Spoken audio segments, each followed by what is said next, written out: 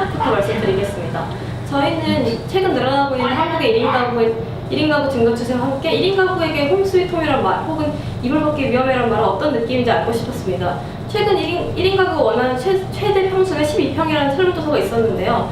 집의 평수가 작아졌다고 해서 그리고 같이 사는 사람이 없다고 해서 그 집이 편안하고 안락하지 못하라는 법은 없습니다. 실제로 사람들이 인스타그램이나 그런 등의 SNS에서 방스타그램 등을 통해서 자신만의 인테리어를 꾸미고 싶다는 의견이 있었습니다. 그래서 저희는 네, 이거 무시하시고 그냥 계속 하시면 돼요. 네, 그래서 저희는 그것을 어떻게 구현할 수 있을지 생각을 해보았습니다. 가정은 1인 가구와 혹은 지금 신혼 부부여서 아직 예산은 적지만 자기들만의 공간을 만들고 싶어하는 사람들에게 그런 컨셉을 자신이 원하는 컨셉에 맞는 가구가 아니라 공간을 사는 방법이 필요하다고 생각을 했습니다. 현재 모던하우스는 가구나 소품 위주의 물건은 8,000개 정도 하고 있는데요.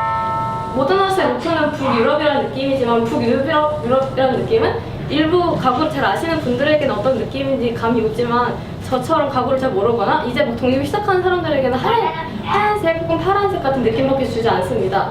그래서 저희는 모던하우스를 보다 사람들이 친숙하게 느끼면서 모던하우스를 이용해서 각각의 가구가 아니라 공간을 살 수 있는 방법을 생각해 보았습니다. 그래서 그 어플로 저희는 모던 스타일링이라는 아이템을 생각해 보았습니다.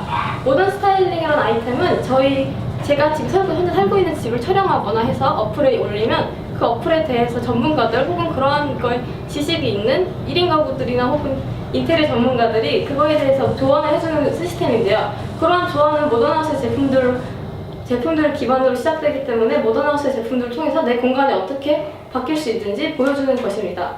그래서 각각의 가구를 샀을 때는 1인 가구가 저희가 생각했을 때는 의식주 중에서 주가 가장 구매하기 힘들다고 생각을 했습니다. 왜냐하면 가장 가격이 크고 그만큼 저의 라이프 스타일에 큰 영향을 미치기 때문이죠.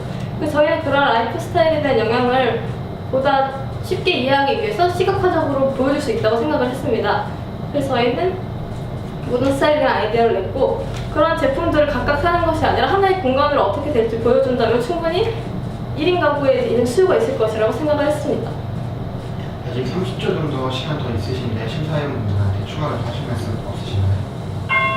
사실 그 큰 부분이 아닐 수 있고 5평인데 8평밖에 되지 않는 집에 있어서 그게 그렇게 큰 영향을 미칠 것을 생각할 수 있을지 모르겠지만 제 생각에는 공간이 작아질수록 그 집에 대한 애착은 커질 것이라고 생각을 합니다. 그러한 점을 충분히 고려하신다면 모던 스타일링도 충분히 가능성이 있는 아이템이라고 생각을 합니다.